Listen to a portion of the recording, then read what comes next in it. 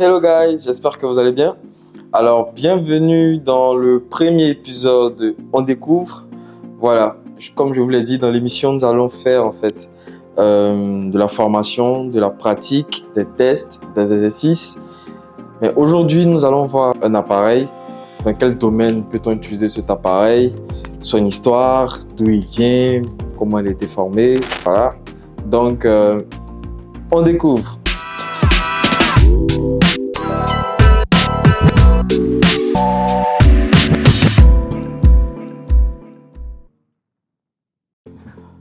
Ok, bienvenue les gars. Aujourd'hui, nous allons voir l'histoire du drone.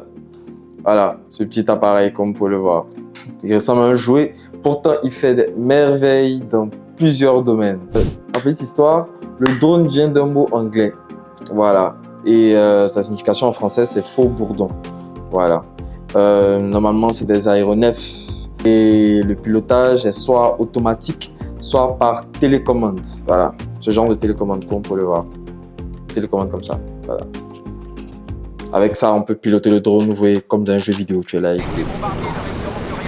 Voilà. Le drone, c'est tout d'abord, il faut le savoir, une invention militaire.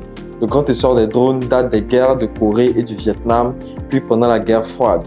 Dans les années 80, la doctrine de la guerre zéro mort a conduit à développer des drones à travers le monde. Leur première utilisation a eu lieu pendant la guerre Iran-Irak. Voilà, donc ce qu'il faut savoir, c'est que le drone a été créé d'abord comme un système de reconnaissance. Puis est venu l'armement du drone.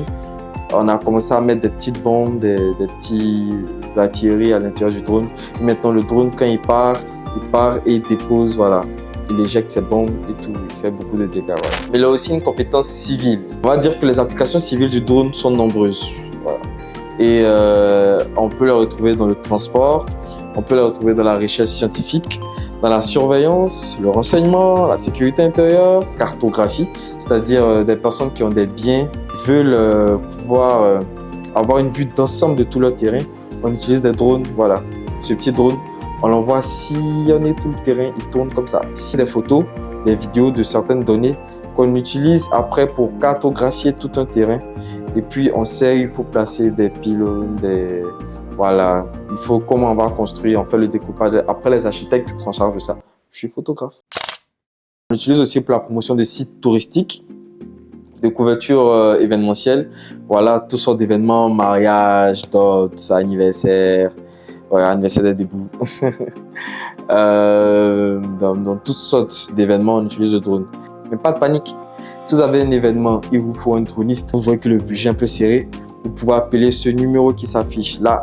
Voilà, ce numéro-là. C'est ça, ce numéro-là. Ouais. Et je vais décrocher et je vais vous donner un budget précis pour votre drone. Et je vais venir couvrir votre événement. Voilà, vraiment vous serez à l'aise. Vous allez avoir de belles images. Vous allez avoir voilà, des vidéos à vous couper le souffle. Si vraiment vous avez besoin d'un droniste, faites signe à ce numéro-là. Voilà. Il faut retenir que le drone est un atout majeur pour sublimer les événements. Il sert dans beaucoup de domaines, la surveillance, le transport, dans l'audiovisuel, dans la couverture d'événements, de promotion de sites touristiques. Voilà, drone, on va dire le drone a plusieurs cordes à son arc et est aujourd'hui un élément essentiel dans notre métier. Voilà. C'était la petite histoire du drone. J'espère que ce premier épisode vous a plu. N'hésitez pas à me laisser des commentaires, voilà, à me dire ce que vous en pensez et tout. La prochaine fois, ce sera peut-être un test, peut-être une formation, peut-être un exercice. Voilà, nous allons découvrir encore d'autres choses ensemble. Alors, c'est tout pour aujourd'hui. On se dit next week.